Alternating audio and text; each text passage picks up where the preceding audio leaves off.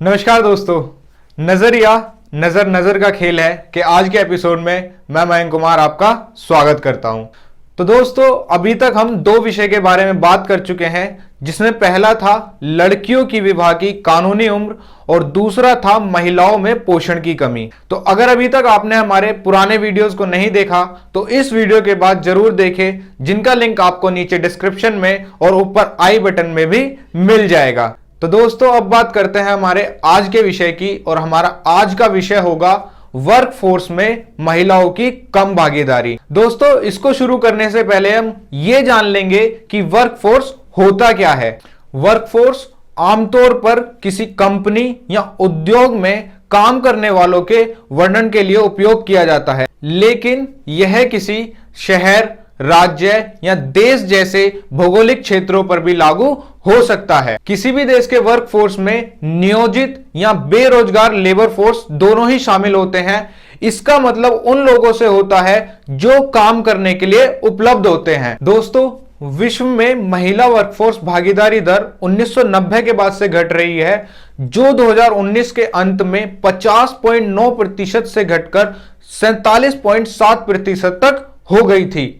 विश्व बैंक के अनुमानों के अनुसार भारत में दुनिया में सबसे कम महिला वर्कफोर्स भागीदारी दर है। रिपोर्ट के अनुसार 1/3 से भी कम महिलाएं जिनकी उम्र 15 वर्ष या उससे अधिक है, या तो काम कर रही हैं या फिर सक्रिय रूप से काम की तलाश कर रही हैं।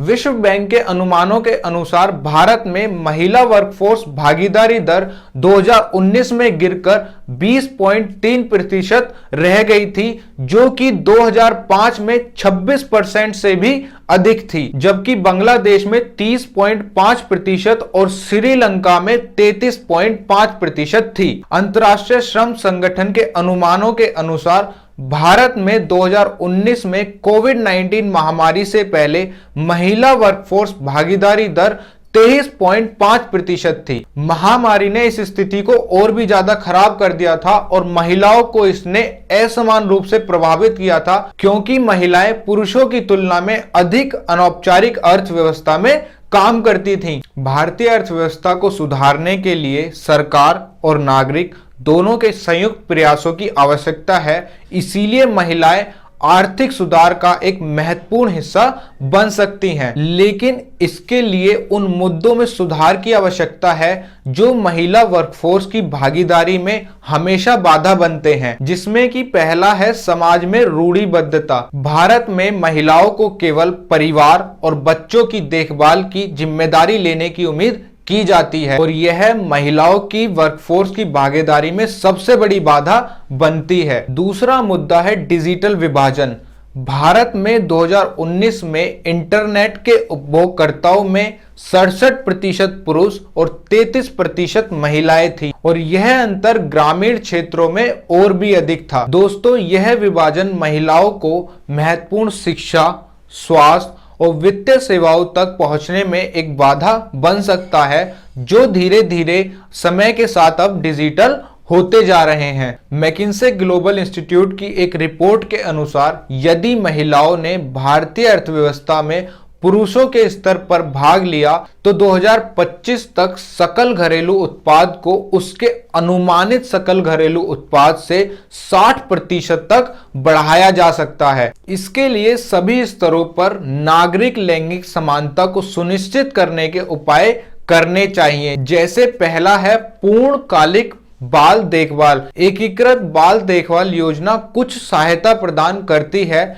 लेकिन यह पूर्णकालिक बाल देखभाल समाधान नहीं है। हालांकि स्वयं नियोजित महिला संघ के संगिनी केंद्र 5 वर्ष तक के बच्चों के लिए पोषण, स्वास्थ्य और बच्चों की देखभाल सहित पूरे दिन की देखभाल प्रदान करते हैं। दूसरा, डिजिटल विभाजन को खत्म करने की आवश्यकता है। इसके लिए सार्वजनिक और निजी क्षेत्रों की साझेदारी सबसे ज्यादा प्रभावी होगी। इसमें महिलाओं और लड़कियों को नई तकनीकी सामग्री जैसे फोन और कंप्यूटर जैसे उपकरणों का प्रशिक्षण प्रदान करना चाहिए। दोस्तों, महिलाओं की वर्कफोर्स में भागीदारी बढ़ाने का एक समाधान और भी है, जिसे गिग इकोनॉमी कहा जाता है। गिग इकोनॉमी से महिलाओं के लिए नौकरियां बढ़ सकती हैं। तो दोस्तों, सबसे पहले हम ये जान लेते हैं कि गिग इकोनॉमी होती क्या है। गिग इकोनॉमी एक मुक्त बाजार प्रणाली है जिसमें संगठन अल्पकालिक प्रतिबद्धताओं के लिए स्वतंत्र श्रमिकों को नियुक्त करते हैं। गिग शब्द आमतौर पर संगीतकारों के द्वारा उपयोग किया जाता है। वर्कफोर्स में गिग कर्मचारियों के उदाहरण में फ्रीलांसर या स्वतंत्र ठेकेदार जैसी कार्य व्यवस्थाएं शामिल हो सकती हैं। पिछले कुछ वर्षों में गिग इकोनॉमी की ओर लोगों का रुझान काफी हुआ है। भारत में संयुक्त राष्ट्र विकास कार्यक्रम के अनुसार गिग इकोनॉमी के वैकल्पिक कार्य व्यवस्था से महिलाओं को अधिक लाभ होगा।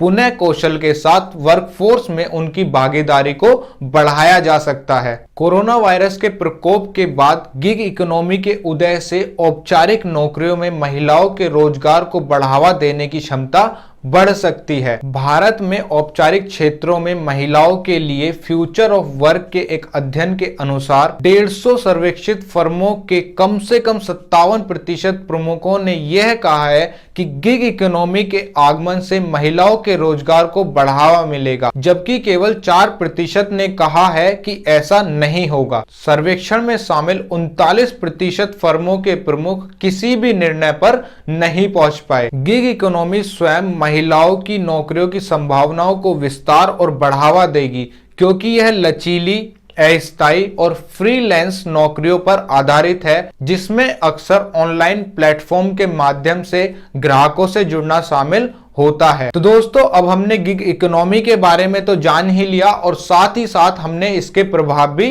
देख लिए। तो दोस्तों, अब बात कर लेते हैं कि भारतीय सरकार ने महिलाओं की वर्कफोर्स में भागीदारी बढ़ाने के लिए क्या क्या काम किए हैं। केंद्रीय सरकार ने महिला वर्कफोर्स भागीदारी दर को बढ़ाने के लिए महत्वपूर्ण कदम उठाए हैं, जिसमें मातृत्व लाभ संशोधन अधिनियम 2017 का अधिनियम शामिल है, जो भुगतान मातृत्व अवकाश को 12 सप्ताह से बढ़ाकर 26 सप्ताह करने और 50 या उससे अधिक कर्मचारियों वाली कंपनी में क्रैच सुविधा के प्रावधान प्रदान करता है। दोस्तों, क्रैच सुविधा एक ऐसी सुविधा है जो माता पिता को अपने बच्चों को काम पर रहने के दौरान छोड़ने में सक्षम बनाती है और जहां बच्चों को उनके संपूर्ण विकास के लिए उत्तेजक वातावरण प्रदान किया जाता है। रात की पाली में पर्याप्त सुरक्षा उपायों के साथ महिला कामगारों को अनुमति देने के लिए कारखाना अधिनियम 1948 के तहत राज्यों को परामर्श भी जारी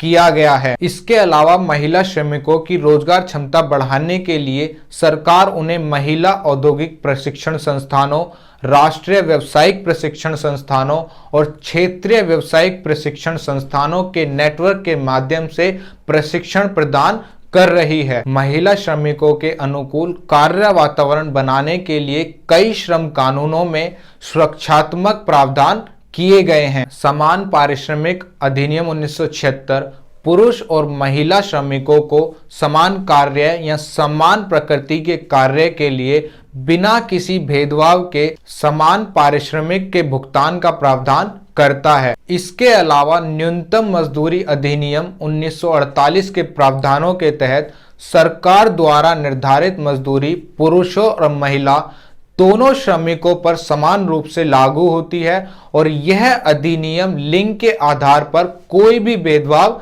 नहीं करता। तो दोस्तों, सरकार तो महिला वर्कफोर्स की भागीदारी बढ़ाने के लिए पूरी कोशिश कर रही है, लेकिन केवल सरकार के काम करने से कुछ नहीं होगा। प्रत्येक व्यक्ति को इसमें अपना योगदान देना होगा। भारत में अक्सर ऐसा देखा जाता है, जो लड़कियां शादी से पहले नौकरी कर रही होती हैं उनको शादी के बाद नौकरी छोड़ने के लिए कहा जाता है और मजबूरन उन्हें ये नौकरी छोड़नी भी पड़ती है। उन्हें केवल परिवार और बच्चों की देखभाल करने के लिए कहा जाता है। तो दोस्तों, ऐसा नहीं होना चाहिए। यदि एक महिला नौकरी करना चाहती है तो इसमें उसके परिवार को उसका साथ देना चाहिए। जितना हक नौकरी करने का एक पुरुष को है, उतना ही हक नौकरी करने का एक महिला को भी होना चाहिए। महिला हो या पुरुष, दोनों को ही देश की अर्थव्यवस्था को बढ़ाने के लिए मौका देना चाहिए। तो दोस्तों, मेरे अनुसार तो जो महिला नौकरी करना चाहती है उसके परिवार को उसे नौकरी करने का अवसर प्रदान करना चाहिए। तो दोस्तों, अगर आपको ये वीडियो अच्छी लगी हो तो इस वीडियो को लाइक कीजिए, अपने दोस्तों और अपने परिवार के साथ शेयर कीजिए, और अगर आपका कोई सुझाव है तो आप हमें कमेंट बॉक्स में बता सकते हैं। हमसे जुड़ने के लिए हमारे चैनल को सब्सक्राइब कर लें और नीचे दिए हुए बेल बटन को जरूर दबा दें, जिससे कि हमारी नेक्स्ट वीडियो का अपडेट आपको सबसे पहले मिल जाए। तो दोस्तों, आज के लिए इतना ही। धन्यवाद।